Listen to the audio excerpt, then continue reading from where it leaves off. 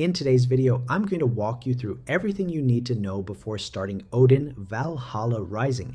This is especially important if you're new to MMORPGs, so even if you're just curious about the game, stick around. This will help you avoid common early mistakes and get a smoother start. First off, let's talk about something many mobile gamers are used to, rerolling. In Odin, rerolling is not recommended. Unlike many gacha-based games where rerolling for better initial draws is standard practice, Odin places a much bigger emphasis on long-term progression. The sooner you start playing and building up your character, the better off you'll be. So don't waste your time trying to re-roll for perfect gear, just jump in and play. Before you even create your character, you'll need to choose a server. This is super important because Odin doesn't allow cross-server play. If you want to play with friends, family, or guildmates, you all need to create your characters on the same server. So be sure to coordinate with your group ahead of time. Once your server is set, the next big decision is your class. Odin offers 4 first-tier classes: Warrior, Sorceress, Rogue, and Priest. Each has its own unique playstyle and strengths, and keep in mind, you can't change your class later. However, you can create up to 3 characters on a single server even as a free-to-play player, so feel free to experiment a bit and choose what suits your style best. After creating your character, your first goal is to progress through the main questline. This serves as both your tutorial and your early leveling system. Odin makes it easy with a quest button that auto-navigates, initiates dialogue, and even activates auto-combat. It's beginner-friendly and lets you focus on learning the basics without being overwhelmed. Speaking of auto-combat, this is a key feature in Odin. It allows your character to fight monsters automatically, even farming experience and loot while you step away to study, cook, or just relax. To make the most of this, you should enable No Kill Steal mode. This prevents your character from stealing monsters other players are already attacking, which can cause unnecessary conflict, or even trigger PvP later on. Always keep it on unless you're having trouble progressing a quest due to crowded areas.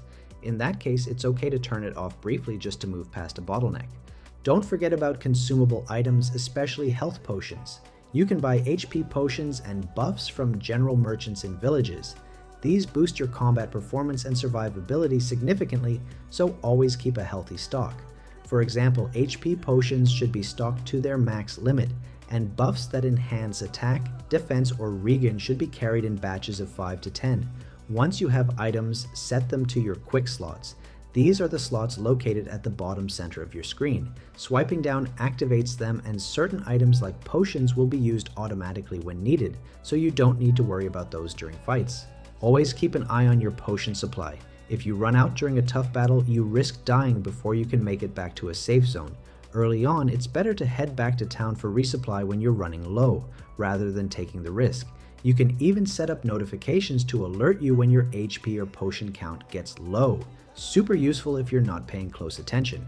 Once you're comfortable with the basics, it's time to start leveling and strengthening your character. Your main source of growth early on is just gaining levels.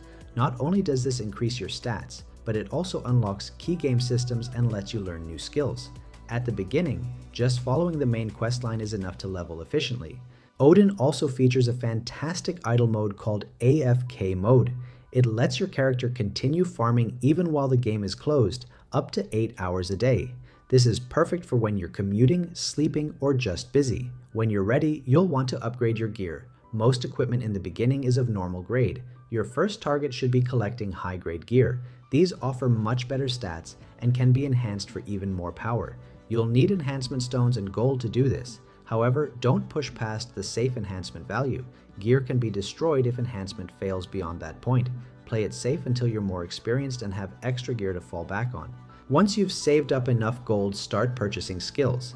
Skills improve your effectiveness in battle and offer important boosts depending on your class, whether that's extra damage, healing, or utility. Just make sure your character meets the level requirements for each skill before buying. Eventually, you'll aim to clear the main questline in Midgard. Completing this unlocks access to the next region, Jotenheim, and opens up new content. This is your first major milestone in the game and should be one of your early goals. Another highly recommended step is joining a guild. Guilds offer social interaction, group content, and passive bonuses that can make a big difference. Even if you don't plan on being super active socially, just joining any guild can help. The guild feature unlocks once you complete Chapter 4, Quest 19 in the main story. Guilds also come with benefits like buffs based on guild level, and you can earn guild coins through donations. These coins can be exchanged for powerful gear later on, including epic grade armor. The more you contribute by logging in, completing quests, or donating, the more you and your guild benefit. That's it for today's guide on how to start strong in Odin. I hope this helps you build a smoother, more efficient foundation as you begin your adventure. If you found this helpful, drop a like and consider subscribing for more in-depth Odin content. Thanks for watching, and I'll see you in the next one.